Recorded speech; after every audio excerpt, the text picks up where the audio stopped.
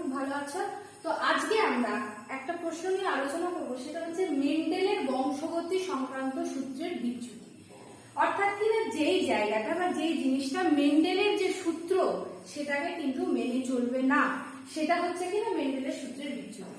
এবার প্রশ্ন তোমাদের পরীক্ষাতে কিভাবে প্রশ্ন আসতে পারে দেখো, তোমাদের প্রশ্নে সরাসরি এইভাবে আসতে পারে যে মেন্ডেলের বংশগতি সংক্রান্ত সূত্রের বিচ্যুতিটি লেখো, বা আসতে পারে অসম্পূর্ণ প্রকটতা কি। তো এর সঙ্গে এর অবলিকে আমি আরেকটা কোশ্চেন লিখছি, সেটা হচ্ছে কি না অসম্পূর্ণ প্রকটতা। অসম্পূর্ণ প্রকটতা, অসম্পূর্ণ প্রকটতাতে F2 জনুতে আমরা কি প্রকার কি গ্যামেট বা কি পাই সেইটা কিন্তু তোমাদের প্রশ্ন আসবে।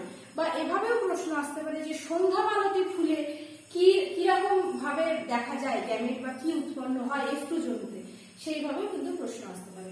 তো দেখো প্রথম যেটা সেটা হচ্ছে যে অসম্পূর্ণ প্রকটতা কি বা কেন এটা মেন্ডেলের সূত্রের বিচ্যুতি। তার কারণ হচ্ছে আমরা যখন দেখেছিলাম, আমরা যখন লম্বা মটর গাছ, বেটে মটর গাছ এই নিয়ে যখন পরীক্ষা করেছিলাম, ধরো আমি যদি এইটাতে তোমাদের বলি, তো লম্বা মটর গাছকে আমরা দুটো বড় হাতের টি আর বেটে মটর গাছকে আমরা দুটো ছোট হাতের টি দিয়ে লিখছিলাম। তো এখান থেকে গ্যামেট আসছিল কি না, এখান থেকে গ্যামেট আসছিল একটা বড় হাতের টি আর এখান থেকে গ্যামেট আসছিল একটা ছোট হাতের টি।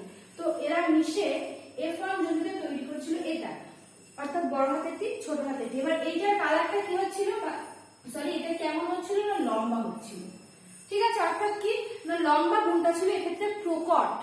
বড় হাতের টি এর জন্য দায়ী যে প্রকট গুণটা, সেটা ছোট হাতের টি এর জন্য দায়ী যে প্রচ্ছন্ন জিনটিকে প্রচ্ছন্ন অবস্থায় ছিল বলে ওকে প্রকাশ করতে দিচ্ছিল না, অর্থাৎ লম্বা গুণটি প্রকাশিত হচ্ছিল। তাই জন্য আমরা গাছগুলোকে লম্বা দেখছিলাম। কিন্তু মেন্ডেলের সূত্রের বিচ্যুতি যেখানে বা অসম্পূর্ণ প্রকটতা যেখানে, সেখানে কি হবে বা সন্ধ্যা মালতী ফুল নিয়ে এটাকে করা হয়। তো সেক্ষেত্রে কি হবে চলো সেটা দেখি।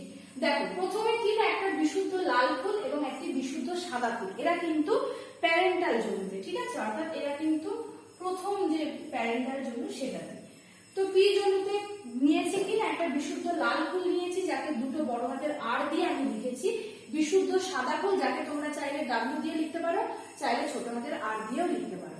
তো দুটো ছোট হাতের আর দিয়ে লিখেছি। এবার এখান থেকে বড় হাতের আর থেকে গ্যামেট কি আসছে, একটা ছোট বড় হাতের আর আসছে। দুটো স্মল আর থেকে গ্যামেট কি আসছে, একটা স্মল আর আসছে। এরা কি না গ্যামেট, ঠিক আছে। এরপর দেখো এরা যখন মিশছে তখন কি হচ্ছে, ক্যাপিটাল আর এবং স্মল আর হচ্ছে। কিন্তু যদি এটা মেন্ডেলের সূত্র মানতো তাহলে রংটা হওয়ার দরকার ছিল কি লাল। কারণ কি না আর এর জন্য দায়ী, অর্থাৎ ক্যাপিটাল আর এর জন্য দায়ী যে জিনটা সেটা হচ্ছে লাল রংকে প্রকাশ করে, অর্থাৎ এটি হচ্ছে প্রকট। এবং স্মল আর যেটা সেটা ছিল প্রচ্ছন্ন, অর্থাৎ সেটা ছিল সাদা রঙের। আমরা মেন্ডেলের জায়গাতে কি দেখেছিলাম, যদি এটা মেন্ডেলের সূত্র মেনে চলতো তাহলে এটা রং কি হতো না লাল হতো। অর্থাৎ ক্যাপিটাল আর স্মল আর এই দুটো মিলে যখন এরা তৈরি করতো প্রথম অপত্য জনুতে F1 জনু, অর্থাৎ প্রথম অপত্য জনু, তো সেখানে রং কি হতে পারতো, যদি এটা মেন্ডেলের সূত্র মানতো তাহলে রং হতো লাল। কিন্তু দেখো এখানে কিন্তু রং হয়েছে গোলাপি। তার কারণ কি না, তার কারণ এই যে বড় হাতের আর যে অ্যালিলটা ছোট হাতের আরটাকে কিন্তু আগের ক্ষেত্রে কি হচ্ছিল না আরটাকে দাবিয়ে রাখছিল, প্রচ্ছন্ন করে রাখছিল, ও নিজেই প্রকট হচ্ছিল। কিন্তু এটার ক্ষেত্রে কিন্তু একটা সম্পূর্ণ প্রকটতা হচ্ছে না, তাই জন্য এটাকে বলা হচ্ছে কি না অসম্পূর্ণ প্রকটতা।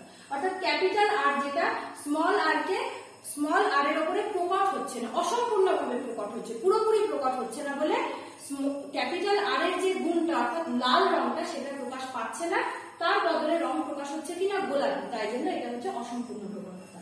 এরপর থেকে একই জিনিস। তো F1 জনুতে আমরা কি পেয়েছি না গোলাপি রং পেয়েছি। এবার এই গোলাপি রঙের যেটা আমরা পেয়েছি সেটার সাথে আরেকটা একই রকম জিনিসকে যদি আমরা ক্রস করাই, স্বপরাগযোগ করাই, তো গোলাপি অর্থাৎ ক্যাপিটাল আর স্মল আর এবং গোলাপি অর্থাৎ ক্যাপিটাল আর স্মল আর, এটা হচ্ছে এই যে গোলাপি প্রথম অপত্য জনুতে পেলাম। তারপর আরেকটা একই রকম জিনিস নিয়ে আমরা স্বপরাগযোগ ঘটাচ্ছি, অর্থাৎ অর্থাৎ একই রকম ঘটাচ্ছি। দেখো দুটোই গোলাপি। এবার এটাকে যদি আমরা চেকার বোর্ডের সাহায্যে দেখি তাহলে কেমন দেখতে পাবো না ক্যাপিটাল আর স্মল আর আমি এক জায়গায় লিখলাম, এটাকে আমি একটা দিকে লিখলাম। তো এবার এই ক্যাপিটাল আর আর এই স্মল আরটাকে আমি কি বোঝাতে চাইছি না বোঝাতে চাইছি মেল। আগের দিন তোমাদের বলেছিলাম যে এই চিহ্নটা মানে হচ্ছে কি, এই চিহ্নটা মানে কিন্তু মেল। আমাদের বায়োলজি ভাষায় আমরা এটাকে কি বোঝাই না পুরুষ এবং এটাকে বোঝাই আমরা স্ত্রী। তো এটাকে আমরা ক্যাপিটাল আর স্মল আর লিখেছি, একই রকম ভাবে এই জিনিসটাকে আমরা এই বরাবর রেখেছি, অর্থাৎ মহিলাদের দিকে রেখেছি। তাহলে যদি চেকার বোর্ড হয় তাহলে এরা কেমন হবে?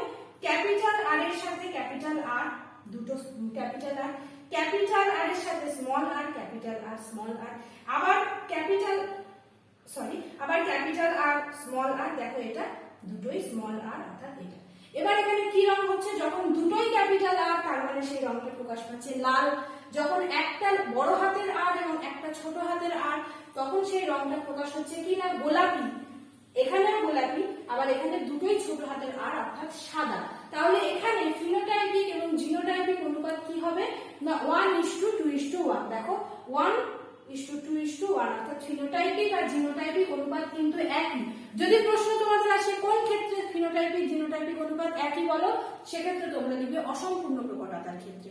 আর এর উদাহরণ কি না উদ্ভিদের ক্ষেত্রে উদাহরণ হচ্ছে সন্ধ্যা মালতী, স্ন্যাপড্রাগন এবং প্রাণীদের ক্ষেত্রে আন্ডালেশিয়ান মুরগি। অবশ্যই এটা স্ক্রিনশট করে নাও, এটা কিন্তু খুব ইম্পর্টেন্ট। তো অবশ্যই তোমরা এটা স্ক্রিনশট করে নাও, আর যদি কোথাও বুঝতে অসুবিধা হয় অবশ্যই কমেন্ট বক্সে লিখে জানাবে।